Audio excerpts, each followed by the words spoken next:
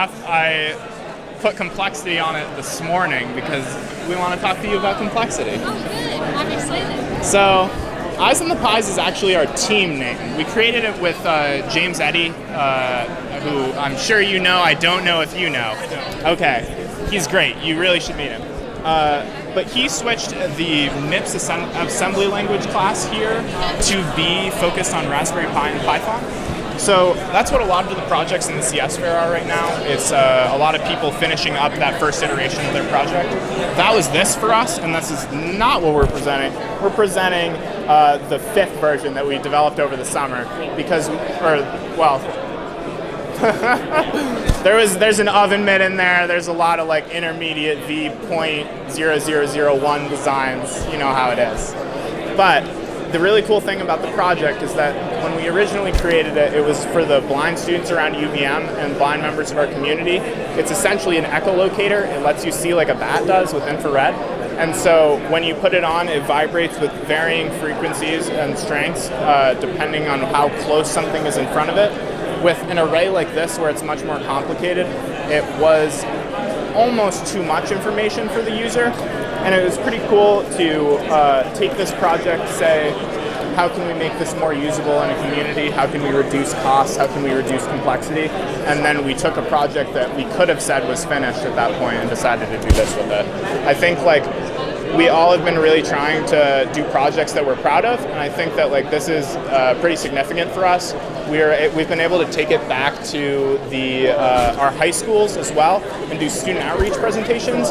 We've been trying to get more students into SEMS that wouldn't necessarily be thinking about it. So we've been doing presentations to try to get people excited about technology that they could be doing in their capstone projects. After we did some of those presentations, they also asked us to be grad challenge coordinators. They do something like senior seminar. CVU? Yeah, at CVU. So they do something like senior seminar here at CVU, where there's outreach into the community. You pick someone at a professional level, and then they are your advisor for this 50-hour project that you do. And you decide what you're going to do, you design it, and then you spend a full year doing this project. And so we all went through that and know the ins and outs a little bit. And now that we're learning stuff that we want to give back, I think that it'd be really cool for some Raspberry Pi grad challenge projects to be created and stuff like that. However, Eyes on the Pies is kind of a misnomer anyways, because we have switched to an Arduino Micro. So it's not a Raspberry Pi anymore. And it is also not a nonlinear sensor array. So the reason why these two things are important is because our complexity before was causing us to have a sleep period in between each of the readings.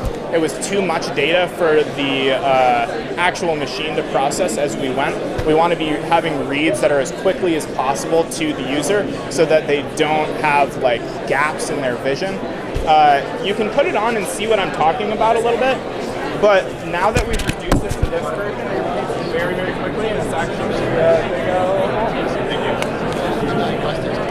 No, it's going to hold everyone gets a try.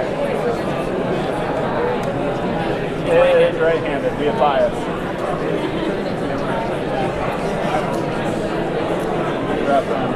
So, this is for us. It's vibrating. So, depending on how far away something may or may not be, you should be able to use it like a chain, or at least a 1.6 to 7 meter.